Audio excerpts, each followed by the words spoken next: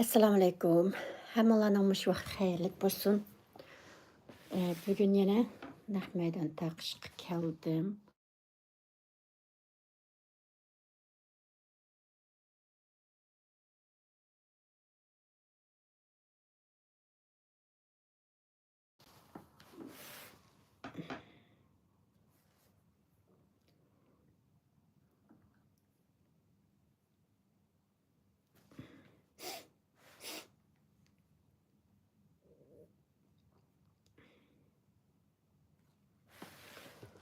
Yana tafsir javharlarninki 4-qismini boshlayman.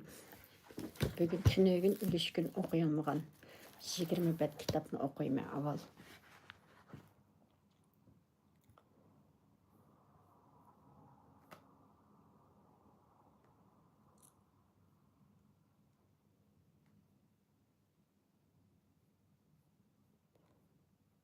Hmm. 241 231'den 250. betgacha.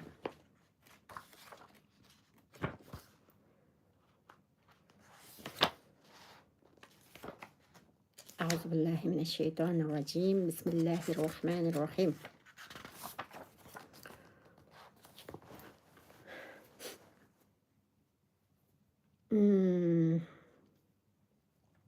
Aldım qatam 75. 77. 78. ayetning tarjimasi va tafsirining bir qismini o'qib ekanman.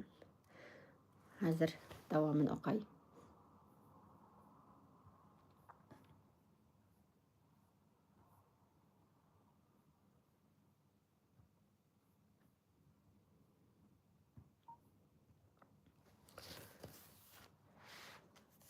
Munofiqlarning bexilligi o'z va'dasiga xiloflik qilib, pul molning haqqini ado qilishdan va Alloh taolaning amrini bajo keltirishdan bosh tortganlik uchun Alloh taolo ularni mushu dunyoda jazolab, ularning dillaridagi munofiqlikning ta qiyomatga qadar hamisha shundoq yildiz tortib turishini ularning bu qilmishining oqibati qilib belgilab etgan.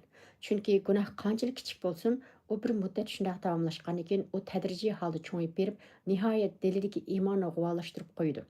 Günah məsiyət köpəygənsiri dildəki imanın nuru bütünlüy öçüb, bu dilni buzuqluq, asilik və münafiqlikning zulmətləri qaplıb alıdı. Yalğancılıq, vədis durmaşlıq münafiqların asaslıq alametidir. Allah Taala'nın ularning sirlarini özlərə qilishqan yoşurin sözlərini bilib turduğanlığını və onun bütün qeyiblərini aniq bildiğanlığını bu münafiqlar hiç uqmamdı. Halbuki Allah Taala həmmini aniq bilib turğucudur. Lekin bu münafiqlar bunu bilməydi. Muhim nöqtələri. Birinci, va'daga vafo qilish, ahdiga amal qilish musulmonning sifati bo'lib, iymonning talablaridan biridir. Ikkinchi, bexillikning ziyni bexillik qilg'uvchilarning o'ziga bo'ladi. Pul miliga bexillik qilgan qavm yoki shaxs uning qimmatli narsalardan ayrilib qoladi. Uchinchi, bir yomonlik yana bir yomonlikni tug'dirdi. Shunga har bir xatolik va gunoh masiyat uchun vaqtida tavba qilib turish talab qilinadi. To'rtinchi, mo'min odam butun ishlarga o'zini Alloh taoloning ko'rsatib turganligiga ishonadi-da, din va dunyolik har bir ishni qadr qilib, ixlos bilan qilishga tirishadi. Munofiqlarning mo'minlarga qilgan aziyatlari va uning jazosi. Bismillahirrohmanirrohim. الذين يلمزون المتطوعين من المؤمنين في الصدقات والذين لا يجدون إلا جهدهم فيسخرون منهم سخر الله منهم ولهم عذاب أليم أستغفر لهم ولا تستغفر لهم إن تستغفر لهم 70 مرة فلن يغفر الله لهم ذلك بأنهم كفروا بالله ورسوله والله لا يهدي القوم الفاسقين. Tərcüməsi 79-cu ayət. Ular müminlərinin arasındakı mərtlik bilan özü xalib sadiq qılğıçlarını, qudretinin yetişi az bolsunmu sadiq qılğıçlarını eyiblaydı. Ularını məsxir qılıdı. Allah ularga məsxir qılğanlığının cəzasını berdi. Ularga qattiq azab var. 80-ci ayət. Ey peyğəmbər, ular üçün meyli məğfirət tələb qıl, meyli məğfirət tələb qılma, bərabər oxşaş. Ular üçün 70 qatı məğfirət tələb qılsanmı, Allah hərgiz ularının günahlarını keçirməydi. Çünki ular Allah'ni və Allah'ın peyğəmbərini inkar qıldı. Allah bundaq fasıq qavmni hidayət qılmaydı. Nazil bo'lish sababi imom Buxoriy ibn Masud roziyallohu anhuning mundoq deganligini rivoyat qiladi. Biz sadaqa berishga buyurilganimizda muyrimizda mol to'shib ishlamchilik qilib topgan oz to'la pulimizdan Alloh yo'lida sadaqa qilardik. Abu Aql degan kishi yarim sa sadaqa ilib keldi. Yana bir kishi uningdan ko'proq ilib keldi. Buni ko'rgan munofiqlar buning sadaqasiga Allohning hojati yo'q, ammo u kishi riyo qilib sadaqa qildi deyishdi. Bularning so'zlariga qarata Alloh taolaning ular mo'minlarning orasidagi mardlik bilan o'zi xohlab sadaqa qilg'ishlarni, qudratning yetishi oz bo'lsin sadaqa qilg'ishlarni ayblaydi. Ularni masxara qiladi. Alloh ularga masxara qilganligining jazosini beradi. Ularga qattiq azob bor degan oyati nozil bo'ldi. Tafsiri. Bu oyatlar munofiqlarning yana bir razilligini pash qilgan bo'lib, yana bir razilligini pash qilgan. Munofiqlarning xarakteri hamisha shak qilish, ikkilanish va gumonlanishdan iborat bo'lib, ular mavqasiz, maydonsiz, irodasiz odamlardir. Bundaq odamlarning qilcha yaxshilik kutgili bo'lmaydi.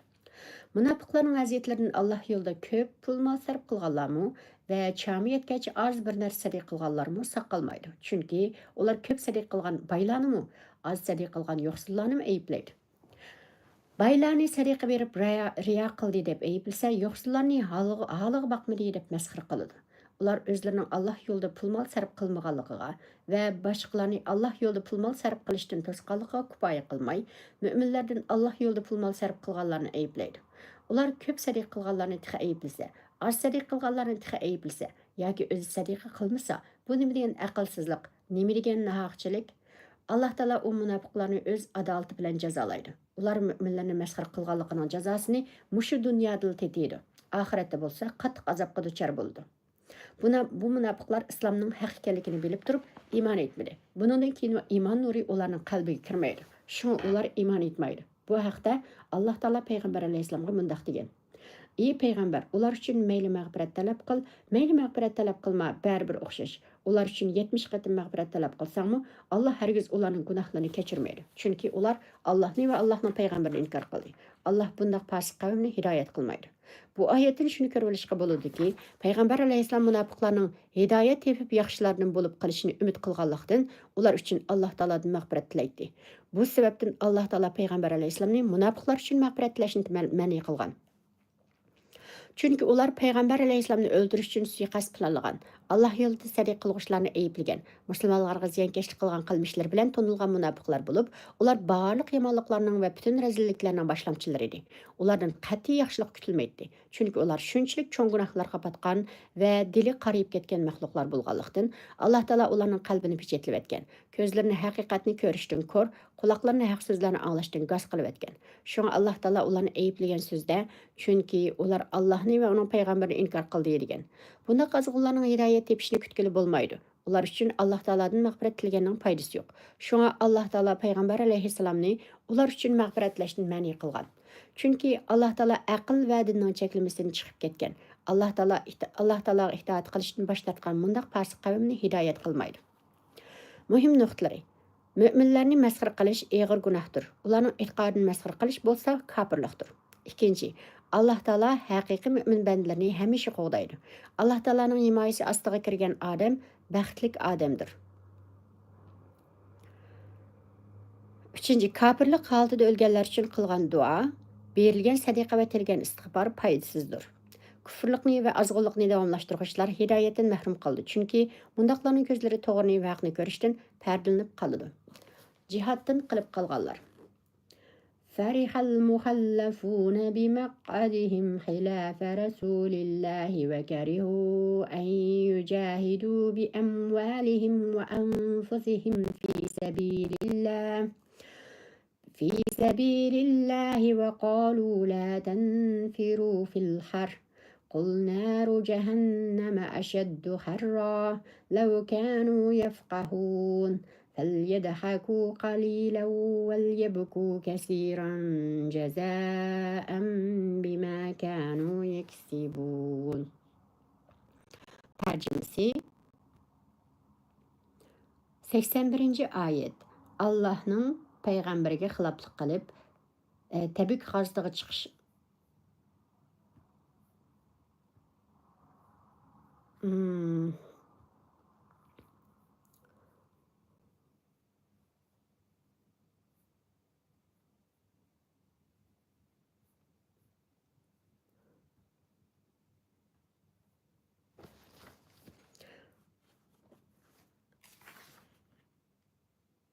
Allohning payg'ambariga xiloflik qilib, Tabuk g'azotasiga chiqishdan qilib qolgan uylarda bahramon o'ldirganlik bilan ko'ranglab ketishdi.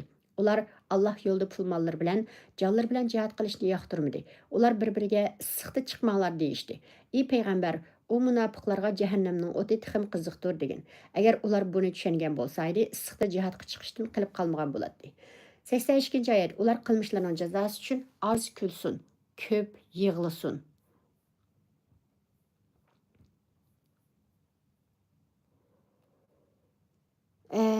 Bu ayetlerinin aldığınki ayetler bilen eee, bu ayetlerinin aldığınki ayetler bilen bolgan münasebeti bu ayetler özdürüsüz turup cihadga çıkıştın özdürüsüz turup cihadga çıkıştın bu ayetler özürsiz turup cihadga chiqishdan qilib qolgan munofiqlarning ahvolini bayon qilish uchun nozil bo'lgan bo'lib, oldingi oyatlarda Alloh taolo payg'ambar alayhissalomga munofiqlarga qanday muomalada bo'lish haqida ta'limot bergan. Bu oyatlar oshu munofiqlarning razilliklari, xususan ularning Tabuk g'azoti bo'lgan kundagi qilmishlari haqida to'xtalgan. Tafsiri Peygamber aleyhisselam Tabuk g'azotasiga chiqqanda uning amriga xiloflik qilgan holda musulmonlar bilan birga jihadga chiqishdan ayrilib qilib, jihadga chiqmaydigan ayollar, bolalar, yashanganlar va ajizlar qatorida o'ylar bahramon o'ldirgan munofiqlar o'zlarining bu qilmishiga va o'ylarida rohat o'ltirganligiga xushal bo'lishgan edi. Chunki ular Allohning va uning payg'ambarining amriga itoat qilib, jihad qilishning naqadar yaxshi amal ekanligiga ishonmaydi va bilmaydi. Ular o'zlarining jihaddan qilib qolganligini arzigandek, boshqalarni jihadga chiqishdan to'sgan va bir-biriga sizlar o'z ishinglarni tashlab o'zinglarni xatarga uchirtib, bu o'tdek issiqda jihadga chiqmanglar deyishgan edi. Ey payg'ambar, u munofiqlarga aytganki, o'zdirsiz turib jihadga chiqishdan qilib qolgan asiy gunohkorlar uchun tayyorlangan jahannamning o'ti bu dunyoning issiqlaridan tiximi qiziqdir. Chunki jahannamning o'ti ularning yuzlarini kuydirib, nervlarini pishirib etadi. Qalbqalari qo'rilib, tishlari echilib qoladi. Agar ular bu azoblarning rostligiga ishonsa va islom dinining haq din ekanligini bilsaydi, ular Alloh taolaning va uning payg'ambarining amriga hargiz xiloflik qilmagan. Ozgina rohatni deb yiqilg'ulari inson va tashlardan bo'lgan mangulik jahannam o'tida azoblanishni tanlamagan bo'ladi. Mufassirlar "Falyadhaku qalilan va liyabku kasiran jazaan bima kanu yaksibun" degan oyatning tafsirida ixtiloflashgan bo'lib, Allama Ibn Jarir Tabari oyatni mundaq tafsir qilgan. O'zirsiz turib jihadga chiqmay o'ylarda bahramon o'ltirganlik bilan xushallangan ashu munofiqlar bu qilmishning jazosi uchun bu dunyoda oz vaqt kulganligining badaliga oxiratda do'zax azobida uzun vaqt yig'laydi. Allama Qurtubi bu oyatning tafsiri haqida mundaq degan. Bu oyat ularni kulishga amr qilish ma'nosida emas, balki ularni ogohlantirish ma'nosida kelgan amr bo'lib, ular bu dunyoda oz kulish va oxiratda ko'p yig'lash uchun shunday qildi deganlikdir. Yana ba'zi mufassirlar bu oyatni xabar ma'nosida tafsir qilib, ular kelajakda oz kuladi va ko'p yig'laydi. Ya'ni ularning bu qilmishining oqibati hargiz ularni xushal qiladigan oqibat emas. Shu ularning kulishi oz, yig'lishi ko'p bo'ladi deydi. Muhim nuqtalari Alloh taolaning va uning payg'ambarining amriga xiloflik qilish og'ir gunohdir, ammo munofiqlarning qilganlari o'pochiq kufrlikdir. Ikkinchi, jannat hargiz arzon emas. U jafo chekmoqchi qo'lga kelmaydi. Shunga jannatni qo'lga keltirish uchun jafo mushaqqatga chidashga to'g'ri keladi. Uchinchi, beparvolik oxiratga ishonmaydiganlarning ishidir. Ammo oxiratga iymoni bor odam hargiz beg'am yurmaydi. Tayyorlik qiladi. Oxiratda mangulik kulish uchun bu dunyoning behuda kulkilardan albatta yiroq turadi. Peygamber aleyhisselamның münafıqların katta başları qılınğan muamelesi. فَإِنْ رَجَعَكَ اللَّهُ إِلَى طَائِفَةٍ مِّنْهُمْ فَاسْتَأْذَنُوكَ لِلْخُرُوجِ فَقُلْ لَنْ تَخْرُجُوا مَعِيَّ أَبَدًا وَلَنْ تُقَاتِلُوا مَعِيَّ عَدُوًّا إِنَّكُمْ رَضِيتُمْ بِالْقُعُودِ أَوَّلَ مَرَّةٍ فَاقْعُدُوا مَعَ الْخَالِفِينَ ولا تسلي على أحد منهم مات أبدا ولا تقم على قبره إنهم كفروا بالله ورسوله وماتوا وهم فاسقون ولا تعجبك أموالهم وأولادهم إنما يريد الله أن يعذبهم بها في الدنيا وتزهق أنفسهم وهم كافرون. Tercümesi 83. ayet. Eğer Allah sana Tabuk gazetinden qaytishni nasib qilib, seni o'zirsiz jihatga chiqmagan munofiqlardan bir turkumi bilan uchrashtirsa, ular buningdan keyingi jihatlarga chiqish uchun sendan ijozat so'rsa, ularga aytqinki, sizlar men bilan billa mangu jihatga chiqmaysizlar. Hargiz men bilan billa chiqib dushmanga qarshi urush qilmaysizlar. Chunki sizlar dastlabki qitimda jihatga chiqmay uylaringlarda o'ltirishga rozi bo'lgan edinglar. Endi jihatga chiqmay qilib qolg'ishlar bilan o'ltiringlar. 84 ayet. Ey payg'ambar, sen ularning orasidan o'lgan hech qanday odamning namozini hargiz tushirmagin. Dafna, ziyorat va duo qilish uchun uning qabrisi ustidami turmagin. Chunki ular Allohni va Allohning payg'ambarini inkor qildi. Ular dindan chiqqan holati bilan o'ldi. 85 ayet. Ularning pul mollari va farzandlari seni ajablantirmasin. Alloh dunyoda faqat shular, ya'ni pul mol va farzandlar orqali ularni jazolashni va ularning kofir peti jon o'zishni iroda qiladi. Tafsiri. Öz vaqtida Madinadagi munofiqlar turli yolg'on o'zdirlarni o'ydirib, payg'ambar alayhissalom bilan birga Tabuk g'azotasiga chiqishdan qilib qolgan bo'lib, ular Alloh taolaning va Alloh taolaning payg'ambarining buyrug'iga xiloflik qilgan holda jihadga chiqolmaydigan ayollar, kichik bolalar va ojiz kishilar qatorida uylarida qolgani xush bo'lishgan va Alloh yo'lida jihad qilishni yomon ko'rgan edi. Allah Taala Peygamber Aleyhisselam'a hitap kılıp deydi ki, ey Peygamber, eğer Allah Taala sana Tabuk gazetinden sağ salamet qaytışını nasip kılıp, seni özürsiz turup cihatga çıkışını kılıp kalgan münafıklardan bir türküm bilen uçraştırsa, ular bunundan keyinki cihatlarga sen bilen bile çıkışga icazet sorsa, şularga şundaq keskin radiye bergin ki, sizler men bilen bile qandaqlı bir vaqtda ve qandaqlı bir şeraitda hergiz cihatga çıkmaysızlar. Kelgüsüdümü men bilen billa chiqib düşmanga qarshi urush qilmaysizlar. Chunki sizlar dastlabki qatimda o'zirsiz turib jihadga chiqmay, uyinglarda xotirjam o'ltirishga rozi bo'ldinglar. Bu gunohinglarni yugish uchun o'zinglarni aqlab, yolg'onning qasamlarni ichdinglar. Shunga sizlar jihadga chiqolmaydigan ayollar, kichik bolalar va ojizlardan iborat o'zdirlik kishilar bilan billa uyinglarda o'ltiringlar. Sizlar Alloh taolaning payg'ambariga hamroh bo'lish va Alloh yo'lida jihad qilishdan iborat bu ulug'vor sharafga hargiz noil bo'la olmaysizlar. Chunki sizlar bunday sharafli kishilarga loyiq emassizlar. Buningga haqiqiy ma'nodagi mo'min kishilarla noil bo'ladi. Ey payg'ambar, sen bundan keyin o munofiqlarning orasidan o'lgan hech qanday bir odamning namozini hargiz tushirmagin. Bundaqlarga duo qilish yoki mag'firat tilash uchun ularning qabrisi ustida turmagin. Chunki ular o'zlarining Robbi bo'lgan Alloh taoloni va uning payg'ambarini inkor qilgan kofirlardir. Bundan ilgari payg'ambar alayhissalomga astag'fir lahum aw la tastag'fir lahum in tastag'fir lahum 70 marratan falan yaghfirallohu lahum. Zalika bi annahum kafaru billahi va rasulih. Vallohu la yahdil qawmal fasiqin. Ya'ni ey payg'ambar, ular uchun mayli mag'firat talab qil, mayli mag'firat talab qilma, baribir o'xshash. Ular uchun 70 qatim mag'firat talab qilsangmi, Alloh hargiz ularning gunohlarini kechirmaydi. Chunki ular Allohni va Allohning payg'ambarini inkor qildi. Alloh bundaq fasiq qavmni hidoyat qilmaydi degan oyat nazil bo'lgan bo'lib, uningda payg'ambar alayhissalom munofiqlar uchun Alloh taoladan mag'firat tilashdan ma'ni qilgan. Bu oyatlarda bo'lsa Alloh taolo payg'ambar alayhissalomni munofiqlarning namozini tushirishdan va ularga musulmonlarga duo qilgandek duo qilishdan ma'ni qilgan. Munofiqlarga Alloh taoladan mag'firat tilash xuddi kofirlarga mag'firat tilaganga o'xshash dinimizda ma'ni qilingan ishdir. Chunki munofiqlar kofirlarga o'xshashdir. Ammo mo'minlarning namozini tushirish, ularning qabrisi ustida turib, ularning gunohlariga Alloh taoladan mag'firat tilash dinimizda buyurilgan amaldir. Shunga faqihlar, islom fiqhshunoslari payg'ambar alayhissalomning astag'firu li axikum vasalu lahu بالتثبيت فإنه الآن آن يسأل. Yani qarindishinglarga Allohdan mag'firat tilanglar. Uningga mustahkamlik tilanglar. Chunki hozir u savol so'roq qilinyapti degan so'zga munofiqlashgan holda meyitning janoza namozi tushirilib, yerlikka qo'yilganda Alloh taolo ularning gunohlarini mag'firat qilishni tilab, duo qilishning sunnat ekanligini ta'kidlagan. Ey payg'ambar, sen ularning orasidan o'lgan hech qanday odamning namozini hargiz tushirmagin.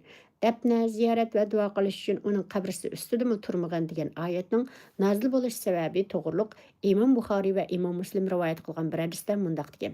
Madinadagi munofiqlarning kattabeshi Abdullah ibn Ubay ibn Salul o'lgan vaqtida uning o'g'li payg'ambar alayhissalomdan otasining namozini tushirib berishini talab qildi. Payg'ambar alayhissalom uning namozini tushirishga bormoqchi bo'lgan chaqda Umar ibn Xattob roziyallohu anhu payg'ambar alayhissalomning bu munofiqning namozini tushirmasligini o'tinadi. Ama Peygamber aleyhisselam onun namazını düşürüşke yüzlendi. Çünkü münafıklarımı özlerini Müslüman dep yürgenlik için onlarımı Müslümanlarga okşaş muamele göretdi. Ularning münafıklıqının cezası Allah Teala'ga tapşırıladı. Şu vaqtda bu ayet Ömer radhiyallahu anhu'nun Rabbini rəyini güçlendirgen halda nazil boludu. Vaqidi mundaq degan. Muammar Zühri Huzeyfədən rivayet qılıb mundaq degan. Peyğəmbər əleyhissalam mənə: "Ey Huzeyfə, mən sənə bir sirni etib berey, amma sən onu heç kimə etməyəm. Mən falan pokunlarning namazını düşürüşdən məni qılındım" deb munofiqlarning katta başlardan bir qancha kishini sanab berdi. Shunga Umar raziyallohu anhu biror kishining janoza namozini tushirmoqchi bo'lsa, Huzayfaga ergashdi. Huzayfa uning janoza namoziga qatnashsa, Umarmi qatnashib namozini tushiradi. Agar Huzayfa qatnashmasa, tushirmaydi. Bundan ma'lumki Payg'ambar alayhissalomning munofiqlarning orasidan o'lgan odamlarning namozini tushirishdan va ularning gunohining kechirim qilinishini tilab duo qilishdan ma'ni qilinadiganligining sababi ularning Alloh taoloni va Alloh taoloning payg'ambarini inkor qilganligi va kofirlik holatida o'ldiganligidan edi. Ey payg'ambar, o munofiqlarning mol dunyosining va o'g'illarining ko'pligi seni ajablantirmasin, seni maftun qilmasin, chunki Alloh taolo bu dunyoda ularga ko'p mol dunyo va bolalarni ato qilish orqali ularning shularning dardi, falokati va xafaligi bilan azoblashdi. Ondan ularning kofir jon o'zishini, shuning bilan oxiratning eng qattiq azobi qilishni iroda qiladi. Muhim nuqtalari. Birinchi, kofirlarning namozi o'qilmaydi. Ularga duo qilish yoki qabrni ziyorat qilish qat'iy haromdir. Munofiqlik aniq bo'lganlarning namozi o'qilmaydi va ular uchun mag'firat talab qilinmaydi. Ikkinchi, kofirlarning moddiy jihatdagi ustunligi musulmonlarning iymoni oldida hech narsa sanalmaydi. Chunki baxt saodat pul molda emas, balki iymondadir.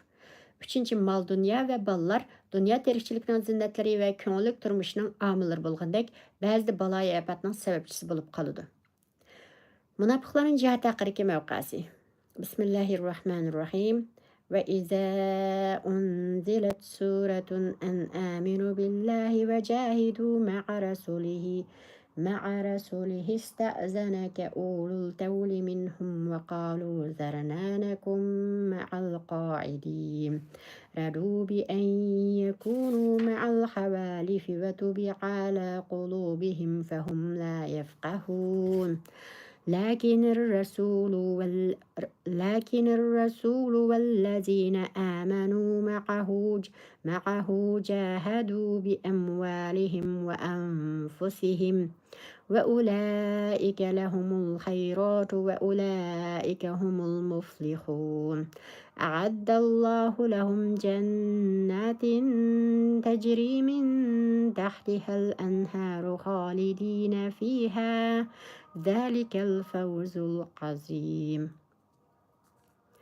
Tərcümesi 86-cı ayət. Qaçaniki birər sürü nazil qılınıb, Allahqa iman etinglar, Allahның peyğəmbəri bilan birlə cihad qılınlar deyilsə, ularning arasındakı baylar səndən qılıb qilishqa ruxsat so'raydi.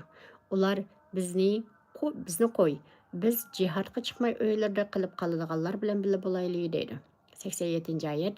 Ular öylərdə qaldıqanlar bilan birlə qilishqa razı buludu. Bu sebepten ularning dillari pechatlendi, şun ular haqiqatni tushunmaydi. 88. ayet. Ama peygamber ve peygamber bilan birlə iman etganlar pul mollari bilan jonlari bilan jihad qildi. Ani shular yaxshiliklarga erishidi. Ani shular murodiga yetguchilardir. 89. ayet. Allah ularga astidan o'stanlar yiqib turgan jannatlarni tayyorladi. Ular jannatlarda mangu turdi va cho'ng qutuqdir.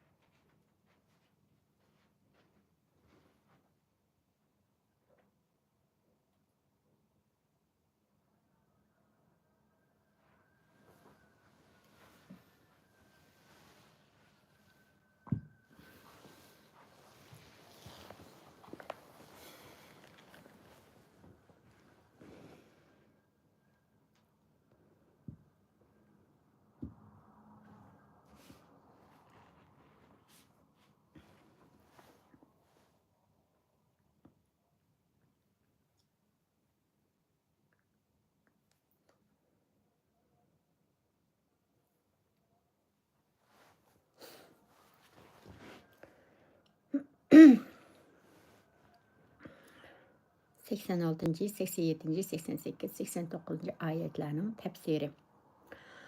Allah yo'lida jihad qilishdan o'zini qochirish munofiqlarning va dilida shak kesili bor kishilarning odatidir.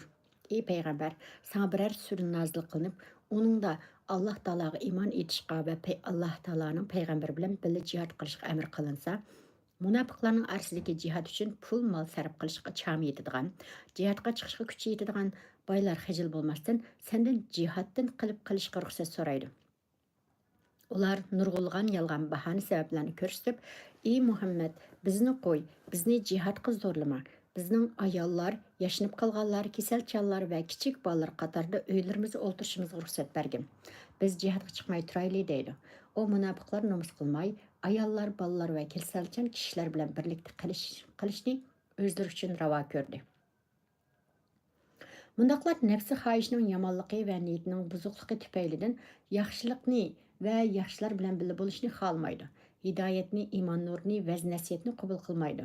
Ularning bu qilmishi ajablanarli emas, chunki ular o'zlari uchun nimaning foydali ekanligini bilmaydigan qavmdir. Shunga ular hargiz hidoyat topolmaydi. Chunki Alloh taolo ularning niyatining yomonligi va razil qilmishlari sababli ularning qalbini pechatlab etgan. Lekin shu aniqki, Alloh taolaning payg'ambari va uning bilan birga iymon etganlar Alloh taolaga bo'lgan chin iymonning taqozosi bo'yicha pul mollari bilan, jonlari bilan Alloh yo'lida jihad qildi.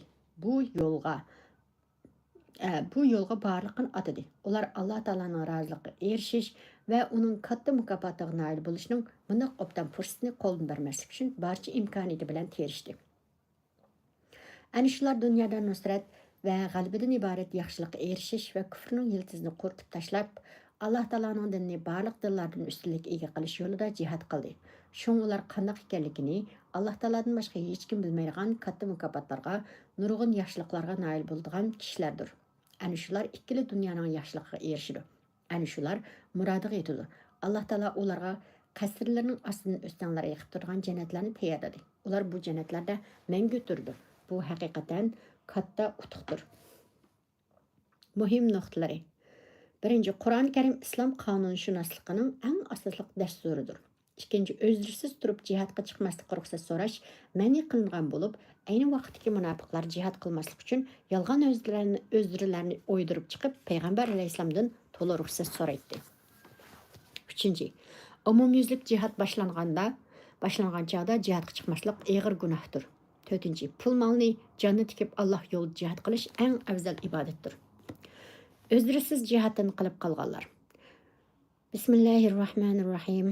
وجاء المعذرون من الأعراب ليؤذن لهم وقعد الذين كذبوا الله ورسوله سيصيب الذين كفروا منهم عذاب أليم ليس على الضعفاء ولا على المرضى ولا على الذين لا يجدون ما ينفقون حرج إذا نصحوا لله ورسوله ما على المحسنين من سبيل والله غفور رحيم ولا على الذين إذا ما أتوك لتحملهم قلت لا أجد ما أحملكم عليه تولوا وأعينهم تفيض من الدمع حزنا ألا يجدوا ما ينفقون. Tərcümesi 90-cı ayət. Səhralıq ərəblərdən özür etqişlər cihadqa çıxmaslıqqa ruxsat sorab gəldi. Allahqa və onun peyğəmbərə gəlgan sözləyənlər öylərdə oturub qaldı. Onlardan kafir bolğanlar qattiq azabqa duçar boludu. 91-ci ayət. Yaşınıb qalğan acizlar, kesellər, cihadqa çıxışqa xəracət tapalmağanlar Allahqa və Allahның peyğəmbərə sadiq bolsalar, cihadqa çıxmaqlığı səbəblik onlarga günah bolmaydı. Səmimi bolğanlarını eyibləşki yol yox. Allah nəhayət məğfirət qılğıcıdır, nəhayət mehribandır. 92-ci ayət. Yeni cihadqa çıxış üçün səndən ulaq sorab gələn bolsumu, sən onlarga mening sizlərni təminləydigan ulaqlarım yox degəndə, cihadqa çıxışqa sərf qıladigan bir нәрсе tapalmağanlıq üçün qəmkin közlərini yaş tökən halda qayıt çıxan kişilərni eyibləşki yol yox. Təfsiri. Amr ibn Tufeylning qavmidan bo'lgan bir qancha nafar sahroliq arablar Tabuk g'azotasiga chiqmaslik uchun payg'ambar alayhissalomning oldiga yolg'ondan o'zlarini bayon qilib kelgan bo'lib, ular agar biz sen bilan birga urushga chiqsak, Ta'i arablarning bizga qarshi hujumga o'tishini qo'rqamiz deganda payg'ambar alayhissalom ularga javob berib, qad anba'anillahu min akhbarikum va sayughnillahu ankum. Ya'ni Allah sizlarning ahvolinglarni menga bildirdi. Allah meni sizlardan behojat qiladi degan. Ibn Abbos radhiyallohu anhumaning deyishicha, ular Tabuk g'azotasiga chiqishdan qilib qolgan bir turkum kishilar bo'lib, payg'ambar alayhissalom ularga ruxsat bergan. Oyatda har ikkisi ko'z tutilgan bo'lishi mumkin. Allah Taala'ni va Allah Taala'ning payg'ambarini inkor qilgan sahroliq arablardan yana bir turkumi jihadga chiqmadi. Chiqmaganligi to'g'riliq bir o'zdirimi etmadi. Ular aslida Allah Taologa va uning payg'ambariga yolg'ondan iymon etib qo'yganlar bo'lib, ular haqiqiy munofiqlar edi. Shunga ular Allohning va uning payg'ambarining amriga xiloflik qilib, jihadga chiqishdan bosh tortgan edi. Bundaq munofiqlar va o'zdirsiz turib jihadga chiqmaganlar qattiq azobga duchor bo'ladi. Allah Taala hech kimning kuchi yetmaydigan ishga buyurmaydi. Fattaqulloha mastata'tum, ya'ni sizlarga kuchinglarga yetishi Allohga taqvolik qilinglar. İmam Buxoriy Anas ibn Malik radhiyallohu anhudan rivoyat qiladi-ki, payg'ambar alayhissalom Madinada shundoq bir qavmni qo'yib keldinglarki, sizlar qandoqli bir joyga yurish qilsanglar yoki qandoqli bir vodidan o'tsanglar, ular sizlar bilan billidir deganda, sahobalar, "Ya Rasululloh, ular Madinada tursa, qandoqli biz bilan billi bo'ladi?" degan. Payg'ambar alayhissalom ularga javob berib, "Ularni sizlar bilan kelishdan faqatla o'zdire to'sib qo'ygan" degan. Bu ma'noda kelgan oyat va hadislar haqiqiy o'zdirisi bo'lganlar jihadga chiqmasa gunoh bo'lmaydiganligini bayon qilmoqda. Haqiqiy o'zdirli kishilar yashinib qolgan kasalchan ammo miyib va jihadga chiqish uchun jabdunishga xarajat topolmagan kishilarning hammasini o'z ichiga oladi. Ular Allah Taoloning payg'ambariga samimiy sadoqatlik, niyati durust bo'lib, Allah Taoloni va uning yaxshi bandalarini chin dildan suydigan, musulmonlarning dushmanlarini yomon ko'radigan, Allah Taoloning dinining ustunlik qozonishini tilaydigan bo'lsalar, ular jihadga chiqmasimi gunoh bo'lmaydi. Urush vaqtida Allah Taologa va uning payg'ambariga sodiq bo'lishdan maqsad musulmonlarning maxfiyatchiligini saqlash, ularning birligini qo'g'dash, yaxshilikqa tashabbus qilish, xoinlarga qarshi urush etish qatorliqlardir. Tamim ad-Dariydan rivoyat qilindiki, payg'ambar alayhissalom ad-dinun nasiha, ya'ni din samimiyatdir dedi. Biz kimga ya Rasululloh deb so'radik. Payg'ambar alayhissalom bu chaqda lillahi va li kitabihi va li rasulihi va li a'immatil muslimina va ammatihim. Ya'ni Allohga, Allohning kitobiga, payg'ambariga, musulmonlarning yo'lboshchilariga va umumiy musulmonlarga samimiy bo'lishdir deb javob berdi. İmam Navaviy bu hadisni mundaq sharhlagan. Alloh taologa samimiy bo'lish, Alloh taoloning barliqi va birligiga bo'lgan e'tiqod, ixlosmand bo'lish, uni chin dildan sevish, barliq go'zal va mukammal sifatlar bilan sifatlash, har qanday nuqsondan pok deb bilish, uning buyurilganlarini qilib, to'sqanlardan yenish orqali uning itoat qilish, Alloh taoloning yaxshi bandalarini sevish, kofirlarni, zolimlarni yomon ko'rish, jihad qilish, Alloh taoloning ne'matlariga shukr qilish, insonlarga yaxshi muomalada bo'lish, har qanday ishni uning roziligini ko'zlab ixlos bilan qilish qatorliqlardan iboratdir. Allah Taala'nın payg'ambariga samimiy bo'lish, payg'ambar alayhissalomning Allah Taala'ning insonlarga avatgan elchisi ekanligiga bo'lgan iymonda ching turish, uni itoat qilish, uning yo'liga ergashish, uning butun hayotlik sohalarida ulgu qilish, uning oila tavobatlarini so'yish, uning sunnatlarini joriy qildirish, kofirlarning tavatlariga raddiya berib, payg'ambarimizni mudofaa qilish qatorliqlardir. Allah Taala'nın kitobi bo'lgan Qur'on Karimga samimiy bo'lish, Qur'on Karimni tilovat qilib turish, uning ma'nosini bilish, uningdagi go'zal axloqlar bilan axloqlanish, ko'rsatmalarga to'liq amal qilish, uningga kelgan barliq ahkomlarni qabul qilish va jon tikib qo'g'dash qatorliqlardir.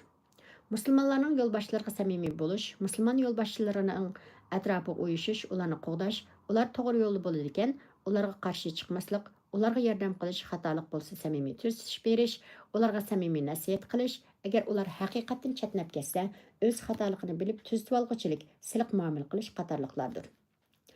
Umumiy musulmonlarga samimiy bo'lish, ularni qo'g'dash, ularga istoshlik qilish, ularni yaxshilikqa boshlash, ularga va ularning oilasiga ahamiyat berish, yomonlikdan to'sib yaxshilikqa buyurish, har bir musulmonga kuchining yetishicha, sharoitning yor berishicha va qo'ldan kelishicha manfaat yetkazish va yaxshilik qilish qatorliqlardir. Samimiy bo'lganlarni ayblash yo'li yo'q. Ya'ni niyatni xolis qilgan holda yaxshi qilgan hech qanday odamni ayblashga bo'lmaydi. Rabbimiz razı bo'ladigan qanaqlı bir ishni qilganingiz sizning albatta yaxshi qilganingizdir. Yaxshi qilg'uchilarga Alloh taolo haslab ajr mukofot ato qiladi. Yomonlik qilg'uchilarmi qilgan yomonligiga yarasha jazosini tortadi. Ahvol bundaq ekan jihadga chiqmaslik uchun o'zri bayon qilib kelganlarning o'zrisi hargiz haqiqiy o'zri bo'lsa,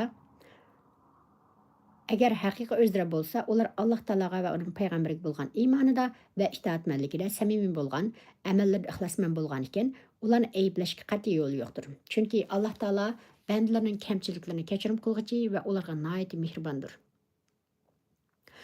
O'z vaqtida Bani Muqrin qabilasidan 7 qarindosh payg'ambar alayhissalom bilan birga hijrat qilib Madinaga kelgan edi.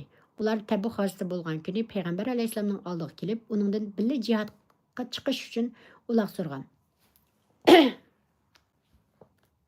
Payg'ambar alayhissalom ularga mening sizlarni ta'minlaydigan uloqlarim yo'q deb javob berganda, ular ko'zlariga yosh olgan va qattiq g'amgin bo'lgan holda qaytishgan edi. Shuning bilan Alloh taolo bu mu'minlarning ahvolini bayon qilib, mundaq oyatni nozil qilgan.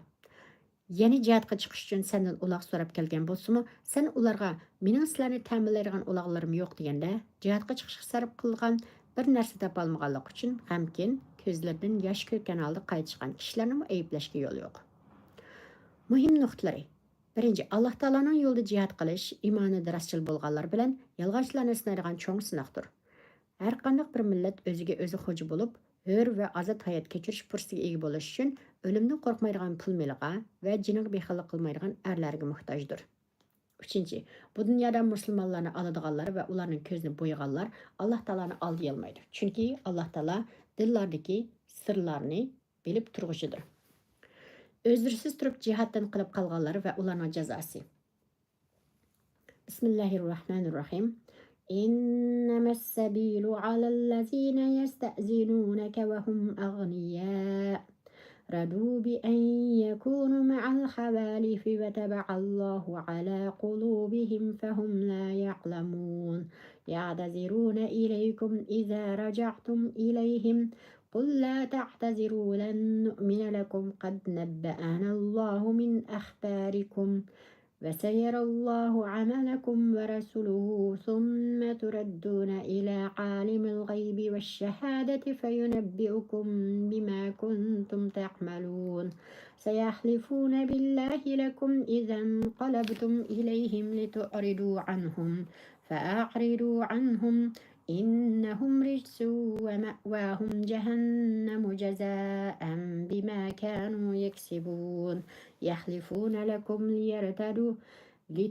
لتردوا عنهم فإن تردوا عنهم فإن الله لا يرضى عن القوم الفاسقين. Tercümesi 93. ayet. Eyiplenishga tegishli bo'lganlar faqat o'zlari boy turib, sendan jihadga chiqmaslikqa ruxsat so'raganlardir. Chunki ular ayollar, kasallar va ojizlardan iborat uylarda qolg'uchilar bilan birga qilishga rozi bo'ldi. Alloh ularning dinlarini pechatlayapti. Shunga ular nimaning to'g'ri ekanligini bilmaydi. 94. oyat.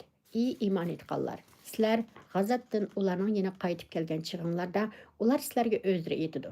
Ularga sizlar o'zlari aytmanglar, sizlarga hargiz ishonmaymiz. Alloh sizlarning ahvolinglarni bizga xabar qildi. Alloh va uning payg'ambari sizlarning buningdan keyingi amalinglarni ko'rdi. Shaksizki, sizlar yoshirin va oshkora ishlarni bilguchi Allohning dargohiga qaytarilsizlar. Andın Allah sizlarga barliq qilmishinglarni aytib beradi.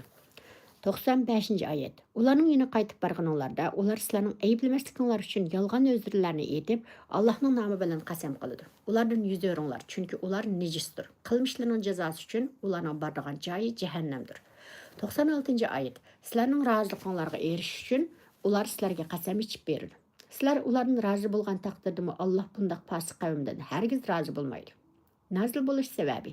Allama Bag'avi o'z tafsirida Ibn Abbas radhiyallohu anhuning ey iymon etganlar, sizlar g'azotdan ularning yeni qaytib kelgan chig'inglarda degan oyat Jad ibn Qays, Mut'ab ibn Qushayr qatorliq jihadga chiqishdan bosh tortgan munofiqlardan 80 kishi haqida nozil bo'lgan deganligini, shu chog'da payg'ambar alayhissalomning Tabuk g'azotdan qaytib kelib, musulmonlarni mazkur munofiqlar bilan o'ltirib qolmaslikqa va ularga gapsiz qilmaslikqa buyurganligini bayon qilgan.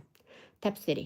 Yaxshi qilg'uchilarni haqiqiy o'zdilik bo'lganlarni, ya'ni ojizlarni, yashanganlarni, kasalchan kishilarni Cihatqa chiqish uchun uloq va asliha qatorliq kishilar sizlarga xarj qilishga pul topolmaganligi sababli g'amkin ko'zlaridan yosh to'kkan holda qaytganlarni ayblashga bo'lmaydi. Chunki ular haqiqiy o'zdirlik kishilardir. Asli ayiblanishga tegishli bo'lganlar o'zlari boy, jihatga chiqishga shart-sharoitlar to'liq va kuch-quvvati joyida turuqliq, jihatga chiqmaslik qo'rqsa so'rg'ilishlardir. Chunki ular jihatga chiqmay uylarida o'ltirishga majbur bo'lib qolgan ayollar, bolalar, kasallar, ojizlar va yashinib qolganlar bilan birga qilishni o'zlari uchun ravo ko'rgan. Bu nomardlikni ko'ngli ko'targan odamlardir.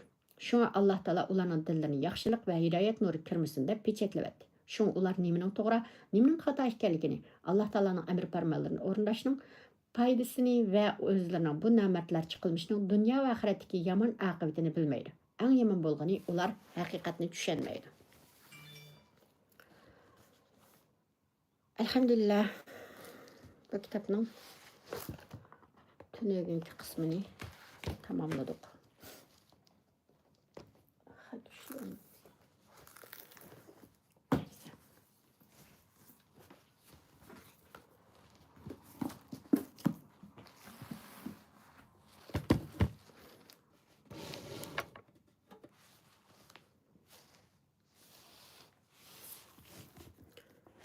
Allah.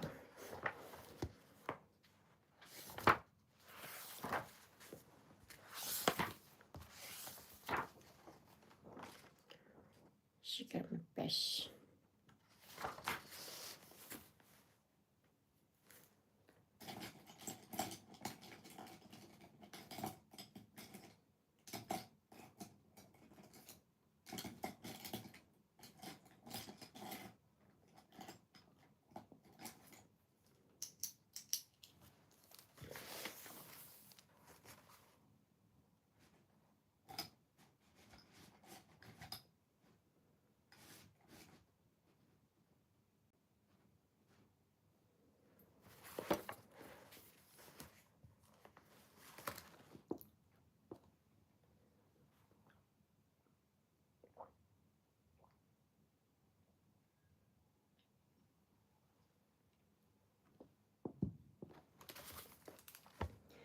Güçlü bir karar alarak bu kararı uygulamak için adımları planlayın.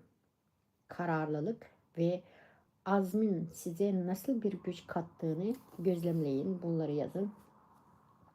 Güçlü bir karar alma, yaşamınızı yönlendirmenin ve hedeflerinize ulaşmanın anahtarıdır. Bugün kararlarınızda sağlam bir adım atın. İçsel gücünüzü hissedin ve hayalinizdeki yolu belirleyin. Çünkü güçlü bir karar sizi istediğiniz sonuca götüren cesur bir adımdır attığınızda bu adım attığınızda kendinize olan güveniniz artar.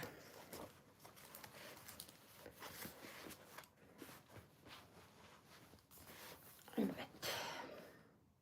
Öyle oluyor biliyorum. Çünkü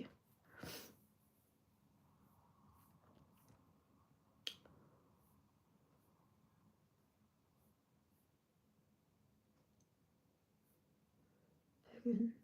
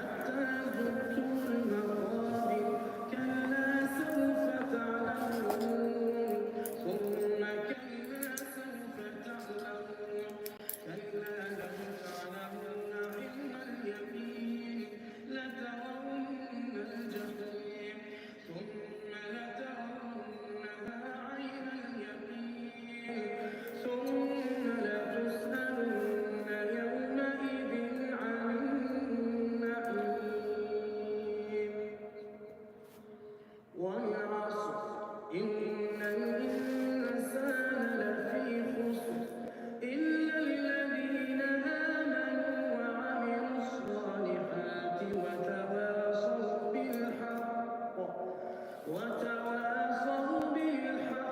وتواصوا بالصبر.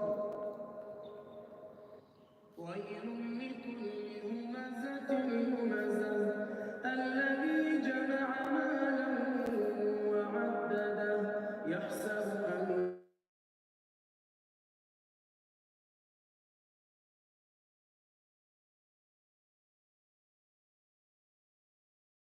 أن أدريك ما الحطمة نار الله الموقدة التي تطلع على الأفئدة إنها عليهم موصدة في عمد ممددة. ألم تر كيف فعل ربك بأصحاب الفيل ألم يجعل كيدهم في تضليل وأرسل عليهم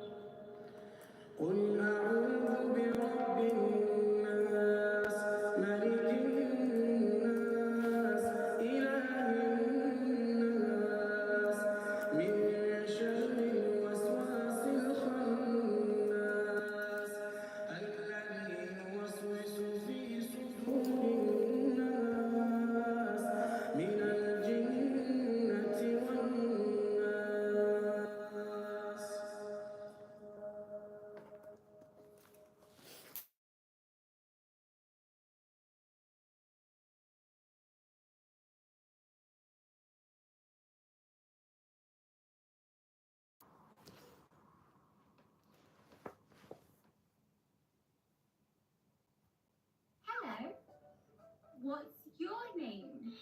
Hello, me. بسم الله الرحمن الرحيم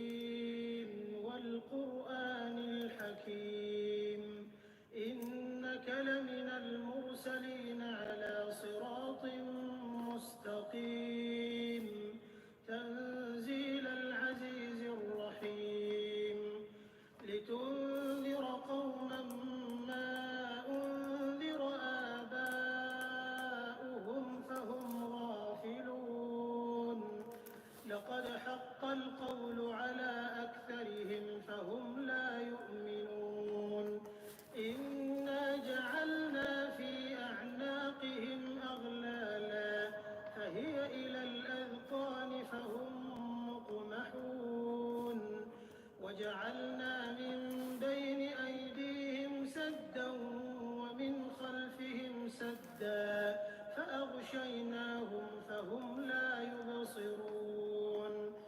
وسواء عليهم أأنذرتهم أم لم تنذرهم لا يؤمنون إنما تنذر من اتبع الذكر وخشي الرحمن بالغيب فبشره بمغفرة وأجر كريم إنا نحن نحيي الموتى ونكتب ما قدموا وآثارهم وكل شيء أحصيناه في إمام مبين واضرب لهم مثلا أصحاب القرية إذ جاءها المرسلون إذ أرسلنا إليهم اثنين فكذبوهما فعززنا بثالث فقالوا إنا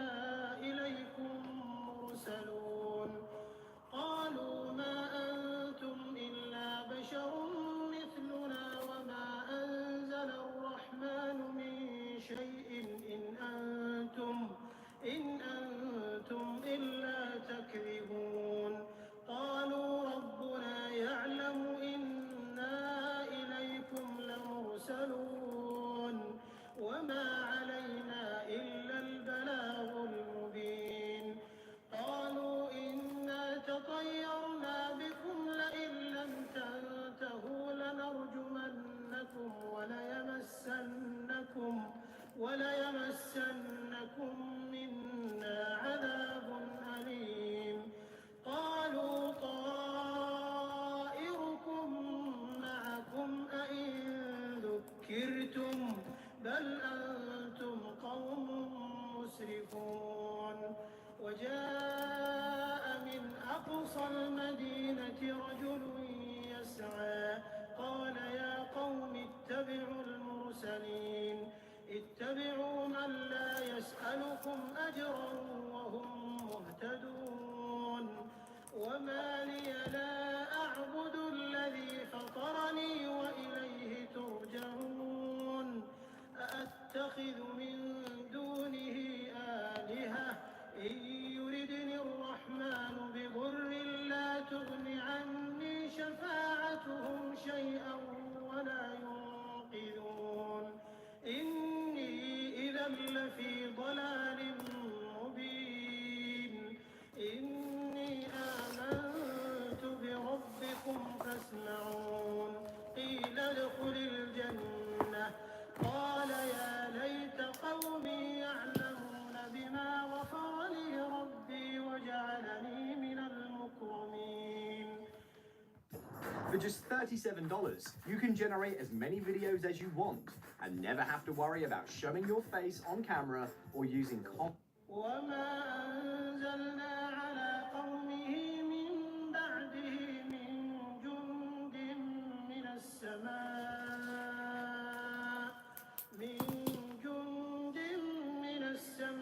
السماء وما كنا منزلين إن كانت إلا صيحة واحدة فإذا هم خامدون يا حسرة على